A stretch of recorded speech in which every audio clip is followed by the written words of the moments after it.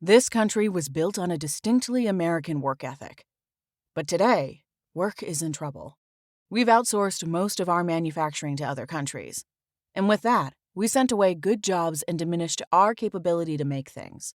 American Giant is a clothing company that's pushing back against this tide.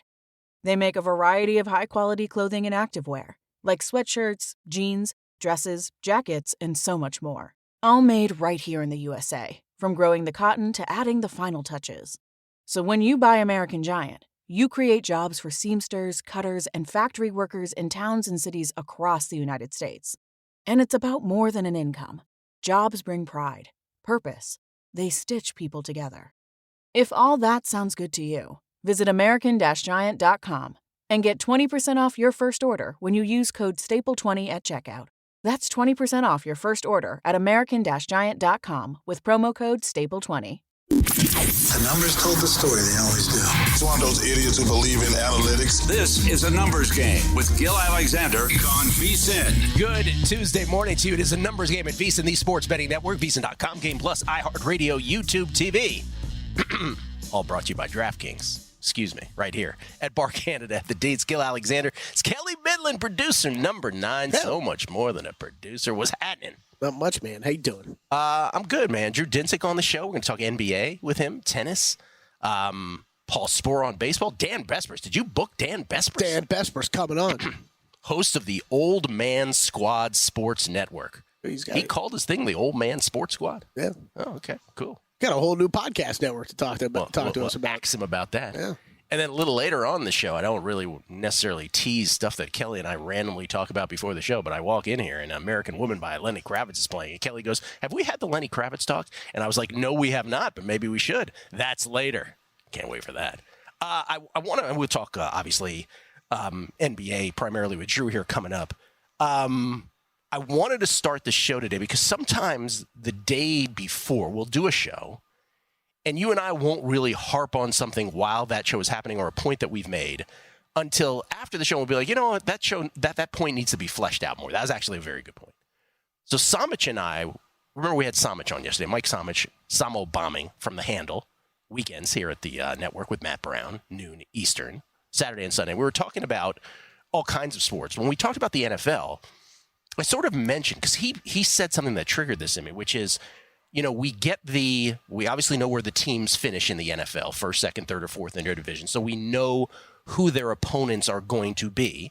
And then last week we have the schedule release, which lets us know the sequencing of those teams that teams are playing, their aggregate opponents. And we find out things like the Pittsburgh Steelers, which universally everybody seized on as, oh my God, we've never seen anything like this before, their last 8 games of the season specifically. And that should trigger a bet, and it has for all of us on the under on their season win total. What happened, though, this year, and this is what I was alluding to with Samich yesterday, is the NFL, and this is not something that has gone on for years. This is new this year. Now we have to talk about a third thing, which is that the NFL has completely abandoned any pretense of schedule balance, schedule equity, because their number one priority is get the good games on primetime television and let the other stuff fall where it may. Now, I said this to Samich yesterday, and we didn't really harp on it.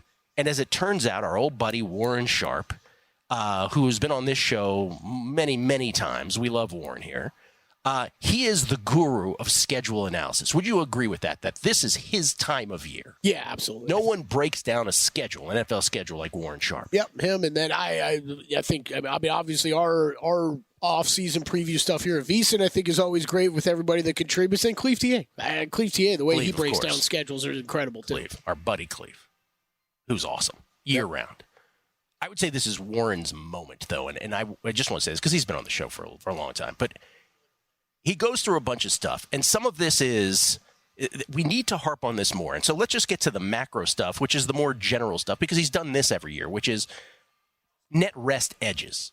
So, again, based on the schedule release from last week, what are the net rest edges aggregate for the entire year for teams? And what that basically means is if a team off a Thursday night game is playing 10 days later on a Sunday, and they're playing a team that is coming off a Monday night game 6 days earlier than that Sunday, that is a +4 advantage for the team that played on the Thursday and a -4 for the team that played on the Monday. You just add and subtract for the entire season based on that kind of analysis with net rest. Total days of extra rest versus a team's opponent over the course of a season. So Baltimore gets the best rest advantage for the season coming up in 2024. They are +16 when you do that exercise.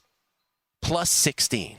All the way at the bottom is the San Francisco 49ers, who are -21 in net rest disadvantage. Now, Warren does that analysis every year, and we are the beneficiaries of doing it. A lot of us do it on our own as well, but Warren is the first to put it out. And he notes that the 37-game gap, that 37-game delta between the 16+ for the Ravens and the -21 for the Niners is the largest delta in the history of how long he's been analyzing this, certainly since the beginning of the century. Now, think about that, and he actually couched it this way, too, and I think it's fascinating. The NFL season lasts from early September, the regular season, to early January. We're talking about 4 months. That's a 37-day difference. That's more than a month of those 4 months difference between the aggregate edge of the Baltimore Ravens and the San Francisco 49ers. That's kind of mind-blowing. So that's just the first thing. And you're like, okay, well, yeah, but there's been big disparities before. Maybe not 37, but there's been big disparities before. You're right. Okay, but that's just the first salvo. I mean, is the common denominator, though, I guess, with both of those being so at such different opposite ends of the spectrum, like that is it's got to be prime time games, right? Because they're both involved in so many prime time games. Well, so this is the theme of this. The theme of this is that the NFL continues to prioritize key matchups and big-time games for TV revenue. As we'll get to later, there's also 3 games in 10 days, 4 games in 17 days. That is at a rate that has never been seen before. And again, this comes down to, remember, I said this yesterday with Samich, the NFL, as we all know, had this big, thrust of what they wanted to say was, we are all about player safety. They couldn't give a damn about player safety anymore. They don't care. It's Mike North, as Warren pointed out, the NFL's VP of Broadcast Planning, gave a talk about, first of all, his job is making the schedule. What a job that is, right? They have basically sacrificed schedule equity for ratings. Here's his quote. We try to maximize viewership. Listen to the order of how he says this. Okay. We try to maximize viewership, maximize fan interest, and minimize competitive inequities. It is noteworthy that that's the third thing on his list because you know what? It is the third thing on his list. And I would argue it's way down. It's not 1, 2, 3. It's 1, 2, drop all the way down to 3. Let's just do some other macro ones. We'll get to specificity in terms of which teams these apply to. But the 2024 NFL schedule features a schedule in which there are 101 games played out of 272. There's 272 total games in the NFL season, Kelley. 101 of them, or 37% of all NFL regular season games this year, features a team with a rest advantage over their opponent. You're like, is that normal? Nope, it's the most in NFL history. Say, wow, that sounds high. How about this? There are 66 games played, again, out of 272, 66 games where one team has a 3+ day rest advantage over the other. That is also by far the most in NFL history. All right, so now those are some macro stuff. We'll extend this into a segment later after Drew because there's a lot to get into here. But there is a team. Let's start with this. There's a team with 8 games where they have a rest disadvantage. We just went over who that would be. The Niners are -21 aggregate, right? They have 8 games out of 17, so nearly half the schedule, right? Basically half the schedule, where they have a rest disadvantage. That's the most games in a season in NFL history for any team ever. And the Niners, if you break them down even further, right, the Niners are this specific off-the-edge anomaly. Week 7, so here's the thing. From Week 7 on, the Niners play the NFL's number 4 most difficult schedule, according to Warren, talking about season win totals. But during that span, they're at a rest disadvantage in 6 of those 11 games. Week 7 versus Kansas City. Kansas City's coming off their bye. Week 8 versus Dallas. Dallas is coming off their bye. Week 11 versus Seattle. Seattle's coming off their bye. Week 13 versus Buffalo. Buffalo's coming off their bye. Jeez. Week 14 versus Chicago. Chicago coming off a mini bye that week. And then week 18 versus Arizona, when Arizona has extra rest with San Francisco coming off Monday Night Football. So just think about that alone. There's rest advantages when you're. There's rest advantages when you're talking like Sunday, Monday Night Football situations, and then there's the whole bye week. Like that's a totally different story, at least in my opinion. And to have so many of them like that in such a short span. And just to give an idea, because you're like, okay, well, does rest really matter? Like I know we're talking about, does it really matter? Just to give you an idea from last year. Kansas City Chiefs, who, I don't know if you know this, Kelley, they won the Super Bowl. The games where they had a rest deficit of 2+ days, they were 2-3 straight up. They were 1-4 against the spread. All other games that they played, 13-2 outright, 12-3 against the spread. Yep. The Niners were 2-2 straight up, 1-3 against the spread when playing with a rest deficit of 2+ days. They were 9-3 in their other 12 regular season games, covering the spread 58% of the time. That's the 2 best teams in the NFL. Now, what we'll get to later, and we'll name the teams, again, courtesy of Warren, and we'll talk about three games in 10 days, 4 games in 17 days, which, again, are at an unprecedented rate in this upcoming season, and we will name the teams. But you have 7 games where the opponent has extra time this year, where the opponent has extra time. 6 games. There are 2 teams that have 7 games where the opponent has extra time. We just named one of them, the Niners. 6 games where the opponent has extra time. 4 teams where the opponent has 6 games where the opponent has extra time. 4 teams apply to that. And then there's a team like the New England Patriots, and I know they're bad at football, and we all expect them to be bad at football, but they have 0 games with a rest disadvantage, just to give you the disparity in that kind of thing. By the way, the Bengals and the Niners, let's throw the Bengals in there.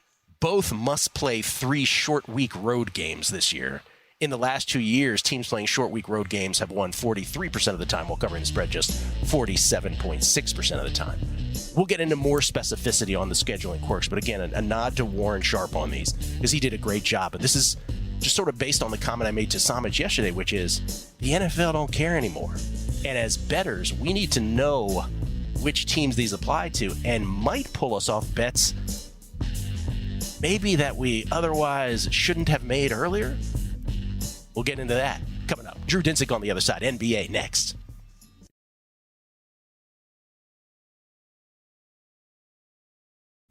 A numbers game on VSiN, the sports betting network. For a limited time only, we're offering our annual subscription at an unbeatable price. Normally priced at $240, you can now grab your subscription for just $199. Sign up today. We'll also give you an extra 2 months for free. That's 14 months of Visa Pro access for less than 50 cents a day when you use promo code ANG. With Visa Pro, you'll gain instant access to several things. Our daily best bets with the leaderboard to see which Visa expert has the hot hand. Betting splits to show you where the money and bets are moving for every game. Betting systems, premium analysis, 24/7 video access. I said several things. I meant everything under the sun, betting-wise. Visit VSiN.com/subscribe today to claim your 14 months of VSiN Pro for only $199. Gotta use promo code ANG, though. ANG like a numbers game, folks.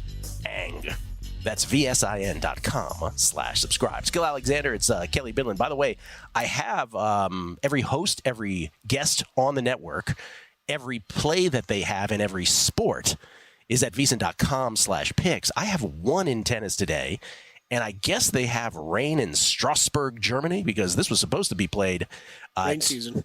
I'm sorry? It's rain season. Is it in Strasbourg? God. This is supposed to be played at 2 a.m. Our time here Pacific, but they have yet to take the court. But I'm on Lila Fernandez this morning as a short dog. I got her at +113. She's +110 right now. She's still playable. I got her as a short dog against Ludmila Samsonova.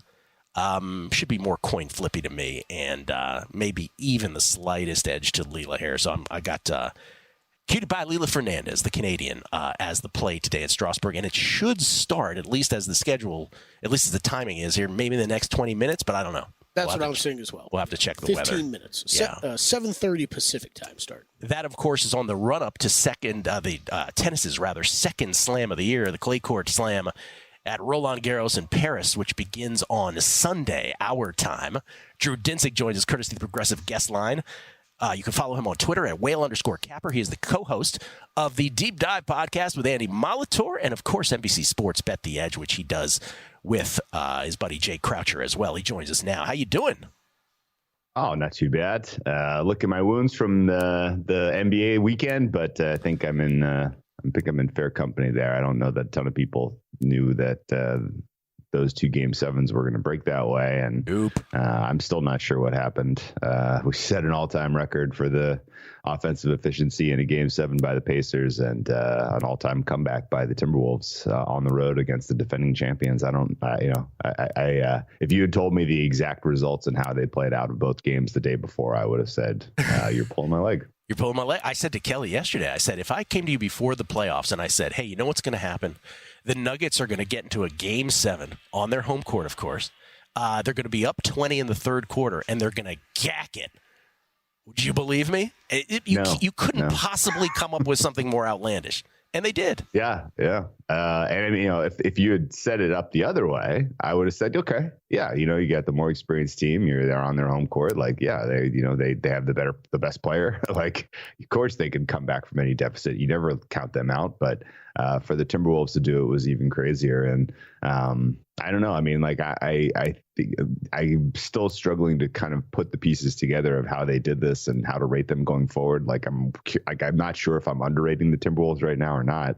My series price is pretty much spot on for for this Mavs T-Wolves series, but I guess ultimately the way that they were able to force Jokic to be a shooter instead of a facilitator was the way that that's how you stop the Nuggets. And I think just the disciplined rotational defense on the secondary pieces, particularly Aaron Gordon, keeping him from being an offensive playmaker was huge in the second half and in Game 7 in totality for Aaron Gordon's kind of muted contributions, surely. But it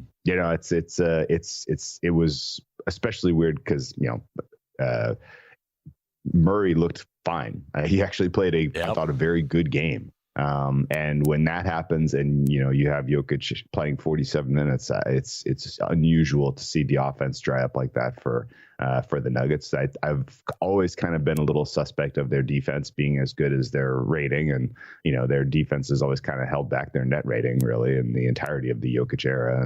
And that was surely on display in the second half. But crazy. They held the Timberwolves to 38 points in the first half and managed to lose the Game 7 is still shocking to me. Yeah, Nuggets, as I mentioned yesterday, after the first 3 shots they took in the third quarter, went 2 of 13 the rest of the way in that third quarter, 12 of 36 the rest of the way in the game. Maybe if Michael Malone could adjust to the fact that they figured out the 2-man game perhaps between Jokic and Murray, that would have been a start. Where do you stand? You alluded to it. Sounds like you think it's priced correctly. T-Wolves are -4, 4-point favorites, I should say, in Game 1. That is tomorrow night. And the series price on that, you have the T-Wolves at about -185 now, so they keep taking money. That keeps creeping upwards. +160 on the Mavs on the comeback. Yeah, I would. I'm at Mavs buy point now at 160. My fair is -150, +150, and I give both of these teams a fair amount of credit for how well they've played on the road this year in the playoffs in particular. I think that's noteworthy. I mean, if you're able to overcome whatever home court advantages still manifest in today's NBA, particularly T-Wolves being able to go into Denver, which is historically the most significant playoff home court advantage and win 3 out of 4 games. You get a ton of credit in terms of just being a road dog. And my game prices are 3.5 in Minnesota, and I'm Mavericks -1.5 in Dallas. And I think that mats out to about -150, +150. And the idea that this is going to be a short series either way, I would throw a serious objection to. My baseline expectation is most likely this is Timberwolves in 7. Second most likely this is Timberwolves in 5, and then you get the Mavericks in 6, Mavericks in 7 as your next outcomes. And I think we're in for a pretty exciting series, and I think a lot of what really stands out effectively in what the Timberwolves do. My biggest questions for this series are, Rudy Gobert is able to, be a lockdown, rim defender when asked. But what really kind of makes him special as far as a defender is his ability to do more than that. But he also defend ISO, also defend pick and roll. And I got a funny feeling that this is sort of you take a little bit of his defensive versatility away. Because you really just, hey, you need to go defend the rim, and we need our other defensive players to be kind of super stoppers on the wings, and that could be a little bit of a tough ask. I think this game 1 total is probably the at least where I show the biggest edge. I kind of think 206 is absurd. I have again turned way down on pace. I've turned down on offensive efficiency because of the playoffs, and I'm still at 211 here for what should be a fair total in game 1. And so I think early in this series, I'm going to be playing into these overs, and then hopefully there's a pivot point where they start to solve each other defensively, and we'll get some late series unders to come through. But I think at price, I'm slightly into the Mavericks. I didn't know that 160s were available. I just assumed I was never going to get my number here because some of our sharp friends are really into the Mavericks in this series. So yeah. I didn't think this was gonna drift. So I'm a little caught by surprise there. You mentioned you think it's not going to be a short series. Over 5.5 games is I'm seeing as high as minus 197 shop around. Would you play that? No, I don't think so, actually. Let me pull up my number exactly, but I think I'm at minus 160 there for you said minus 190? Well, that's what I'm looking at right now, but you got to shop around, obviously. That's what the fair is? Yeah. No, that's pretty close to what my fair is. Let me pull up the exact calc I got for you here. But, the fact that both of these teams can win on the road may make it a little bit more chaotic, right? I think playing into the zigzag of, road team wins and then is, incredibly favorably priced the next time out at home is probably going to be an interesting way to attack this one. But my Minnesota Mavericks over 5.5 price is actually, it's only minus 150. So I'm not there. Okay. I think I do think it's still going to be a pretty lengthy series, but Pacers for me. I'm sorry. Finish your thought. Go ahead. I'm kind of out of the laying big old prices game in the playoffs the way that my performance has gone. So there's a little of that, like that little sentiment that you had at the end, though. I think that's pretty representative of a lot of people after what just happened. Where I think a lot of people, maybe they're not verbalizing it this way. I think there's the first words out of my mouth on the show yesterday is like, it's okay to say I may not know anything anymore. Like in this NBA playoffs, I may not know anything anymore if I knew anything to begin with, right? Because I was so all about the Nuggets. By the way, we'll talk Pacers Celtics on the other side because that's game 1 tonight in the Eastern Conference. I feel like I am one of the few who give the Pacers a puncher's chance here. Do you at all? I do not. My series price is not close to 900. Really? It is much, much higher. Okay. My fair price in Boston is Celtics minus 13. I'm not even really accounting for the return of Porzingis. I'm assuming he will come back in the series at some point, but I have the Celtics as meaningfully better. The assumption is game 3, but you know how assumptions go. Makes you regret things that you thought earlier, Kelley. We'll talk about that. We'll flesh that out. See if Drew's playing anything in tennis today. French Open thoughts and beyond. It's a numbers game at Visa, the Sports Betting Network. Coming back. A numbers game on VSiN, the Sports Betting Network. This segment of A Numbers Game is brought to you by Zyn Nicotine Pouches. America's #1 nicotine pouch that requires no timeouts or half times. Zyn is a smoke-free, spit-free, hassle-free nicotine pouch that can be enjoyed anywhere, anytime. It's available in 10 varieties and 2 strengths and delivers up to 1 hour of nicotine satisfaction. Find your Zyn at your local convenience store or online at Zyn.com. That's ZYN.com. Warning, this product contains nicotine. Nicotine is an addictive chemical. Back on A Numbers Game, live from Bar Canada at the D. Gill Alexander, Kelley Bydlon. ESPN over your shoulder, Kelley. Still talking about the Knicks. Do they need someone with Brunson to win a title? They cannot Get over the Knicks. Don't let me on that rant again from yesterday. It's unbelievable. Anything going on with the Lakers? Yeah, anything going on with the Lakers or I don't know. They haven't updated that in 6 days. The Jets, maybe? Drew Dinsick, kind enough to join us for a second segment, courtesy of the Progressive Guest Line. At Whale_Capper comes to us from his lair in Long Beach in the LBC. By the way, Drew, I'd be remiss if I didn't ask you. You didn't have Seize the Gray in the 149th Preakness Stakes, did you? No. Not on my radar. Yeah. No. We have a Belmont I was too busy breaking down the combine footage of Bronny James, so I could be ready to to talk about the important topics in sports. I didn't have Seize the Gray. By the way, can we talk about that? Have you seen these? So the Ben Fox, John Ewing, Patrick Everson crowd. Mm-hmm. They're all reporting from the sportsbook contacts that Bronny James to go number one is by far these books' biggest liability. Like, there is a 0% chance he goes number one.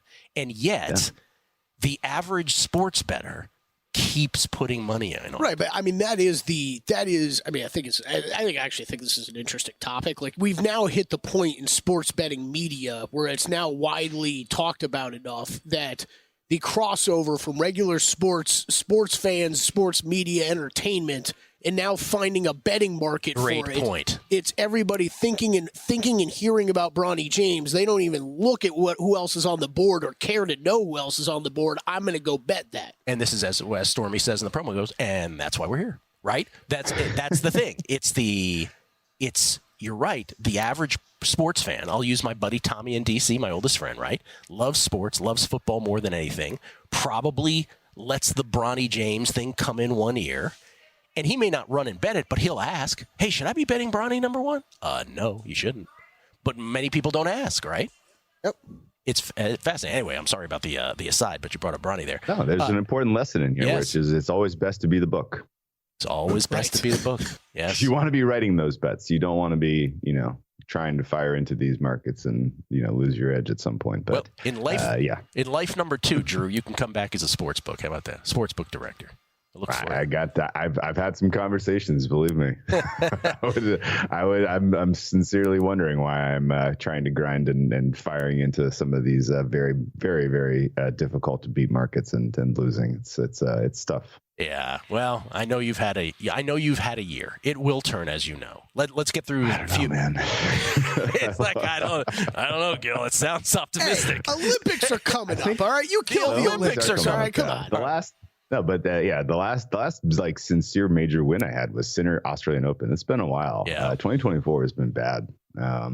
Okay. Now, Drew, I'm going to attempt something with you that is going to be unprecedented. I'm going to try to do rapid fire sports with you. Okay. So we'll do like 45 seconds to a minute on all these. Belmont Stakes, not at Belmont, it's at Saratoga. Any thoughts 3 weeks out or a little more than 2 weeks out? Sierra Leone's the best horse in the field. If you can get a fixed odd price, I would just fire. Sierra Leone. All right. Not Nigeria. Borders on Nigeria. Sierra Leone. Okay. Tennis. Anything this week before the French Open? Are you playing anything today? Watching a lot of qualifiers and loving the atmosphere already for qualifying in Roland Garros. Like, they are really into it, which is quite cool. I don't have anything other than I have a Luciano Darderi outright in. Is he playing Lyon? I think he's in Lyon. I like his path. I like that. That's a soft field.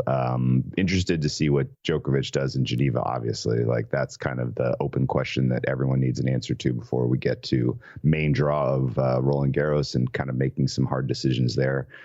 Still a little bit shocked that the top of the board looks like it looks on the men's side. Because remember, a week ago, you proclaimed out loud that a week from now, which is right now, we thought we would have some withdrawals from the men's side, right? We thought we'd have some of these guys say deuces already. We have not yet. Is Sinner is not confirmed?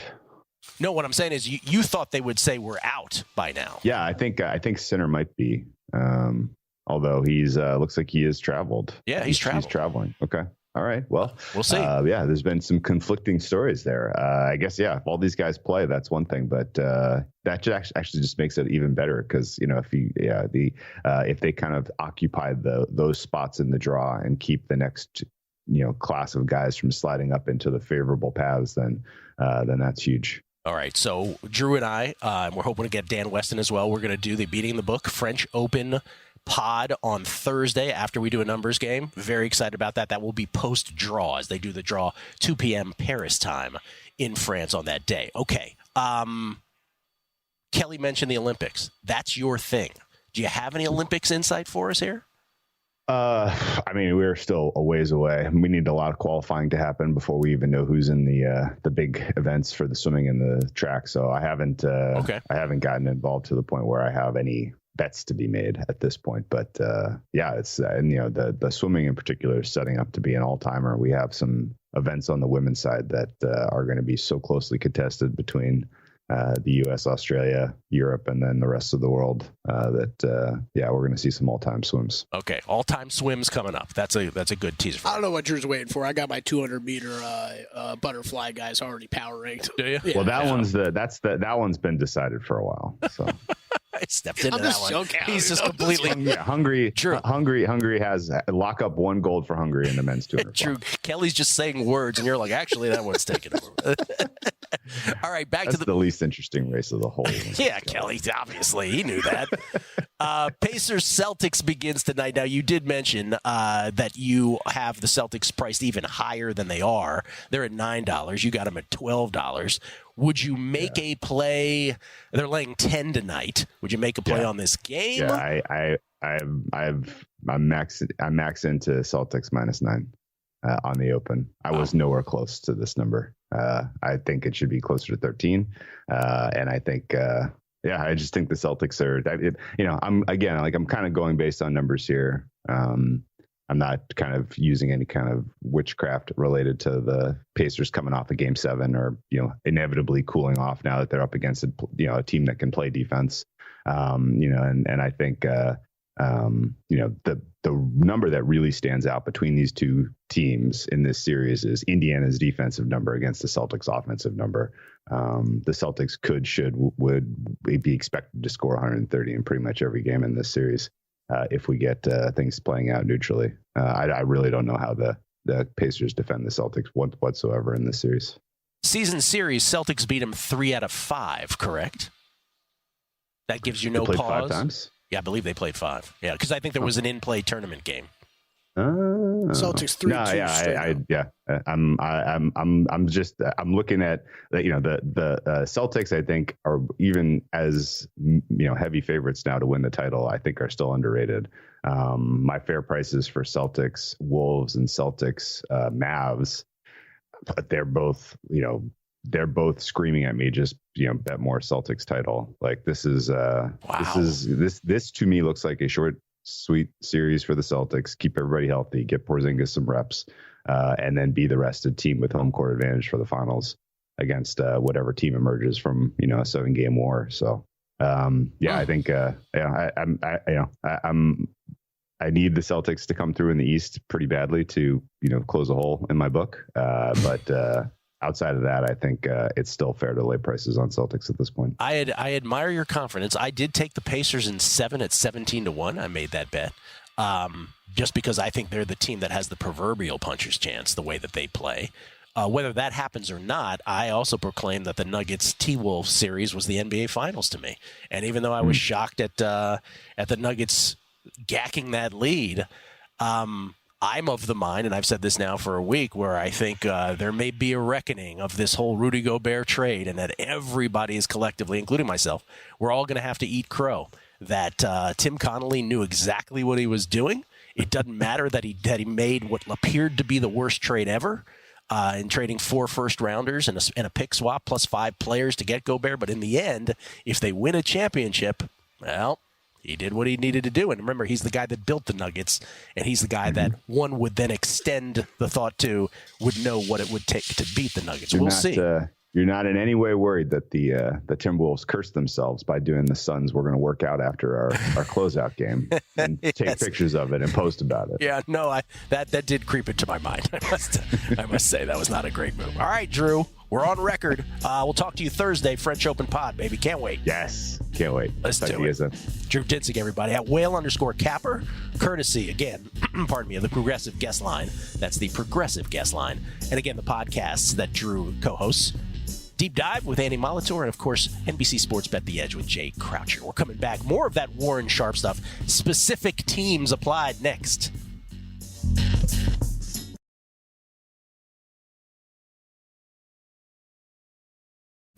A numbers game on VSiN, the Sports Betting Network. We're so close to crowning an NBA champ and an NHL champ, by the way. With the action heating up on the court, though, it's even hotter at DraftKings Sportsbook, an official sports betting partner of the NBA. New to DraftKings, listen up. New customers get a no-sweat bet up to $1,500. Just deposit at least $5 and get a bonus bet back equal to your first bet if it doesn't hit. Download the DraftKings Sportsbook app now and use code VSiN. The crown is yours. By the way, hockey's Final Four, if you will. The conference finals are set after the Oilers hang on to a 3-0 lead yesterday. They win it 3-2 against Vancouver, and they win Game 7 on the road.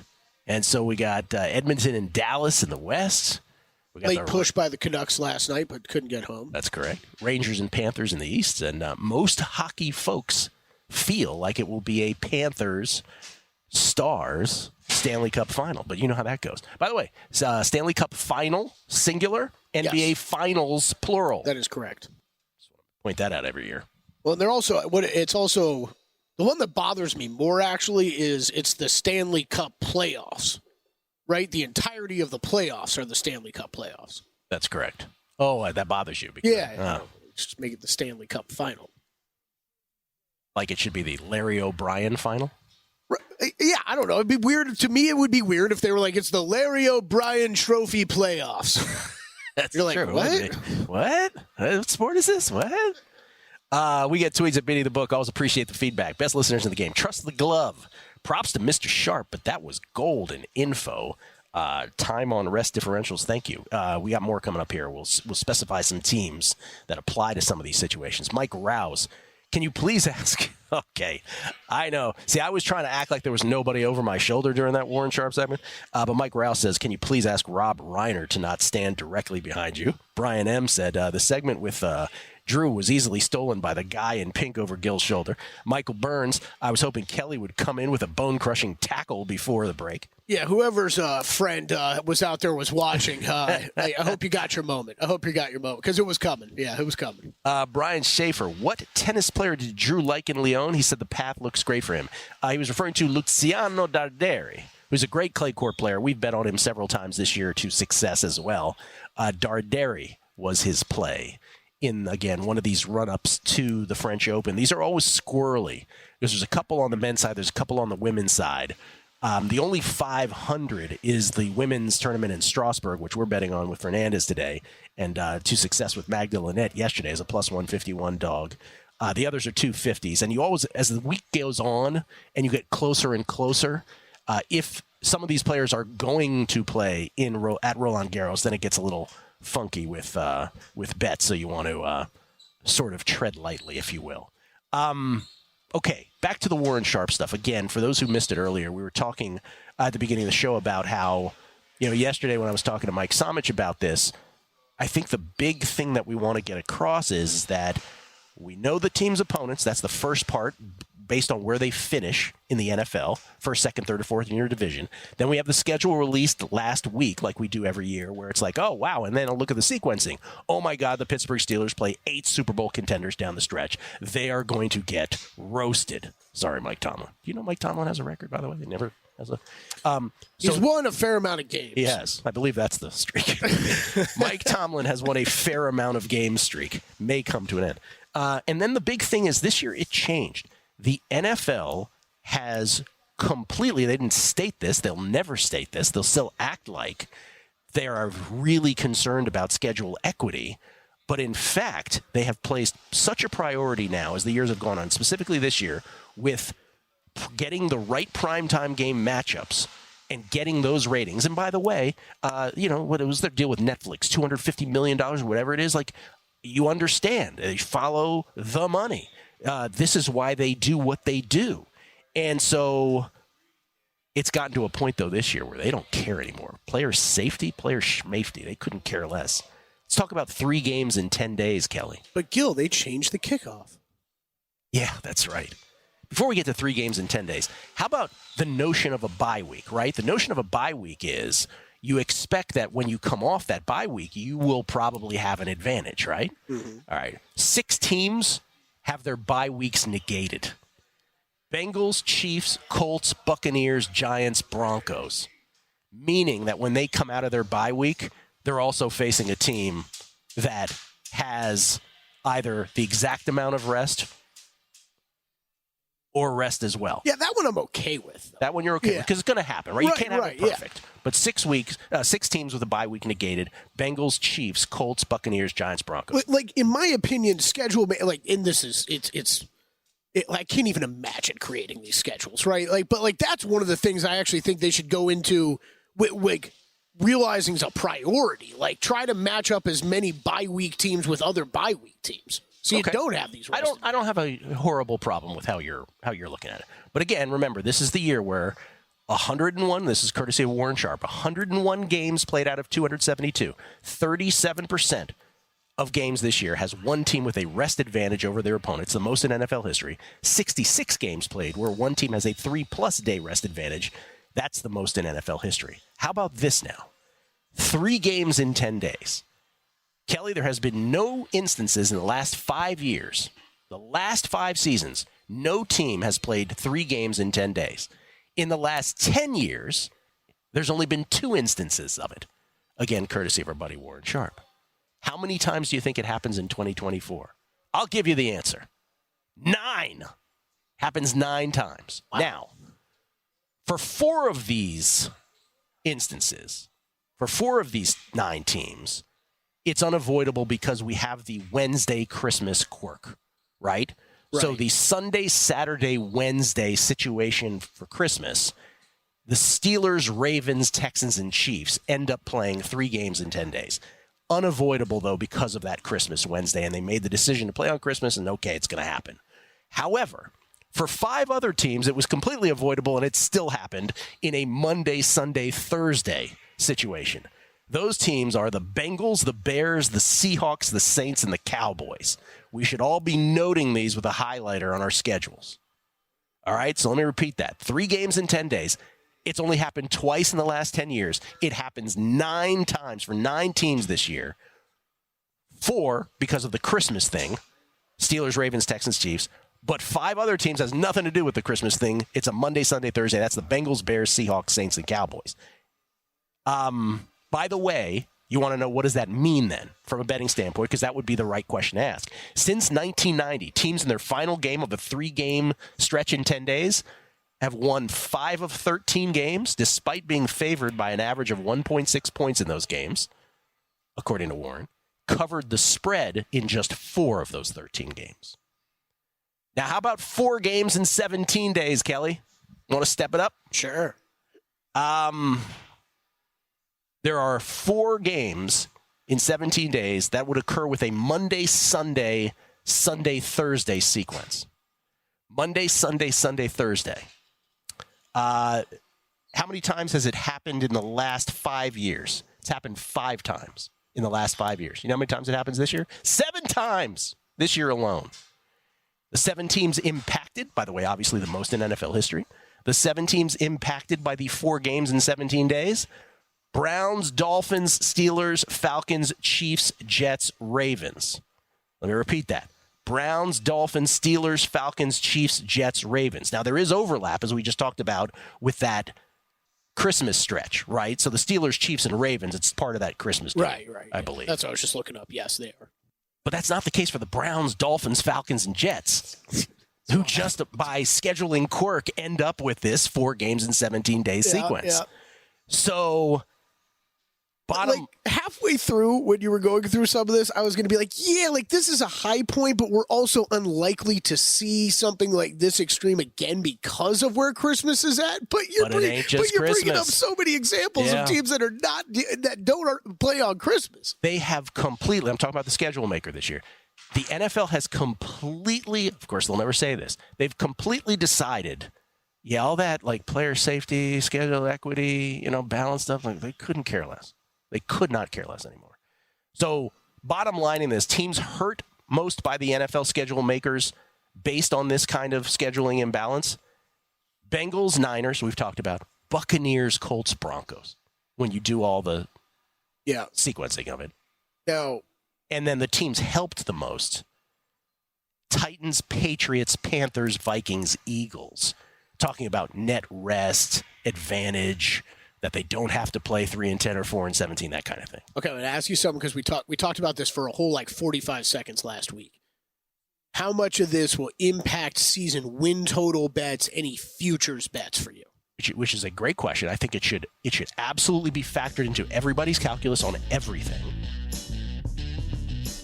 Here's a way I would answer that. I made a bet on the Bengals to win the AFC North, remember, back at plus 175. I'm not sure after seeing this if I would have been so quick to have made it. I think it can I don't think it nudges you over. I think it's one factor in everything. Yeah. But boy, it should be taking you off bets. I believe that. We'll come back. Lenny Kravitz, Paul Sporer, and more next.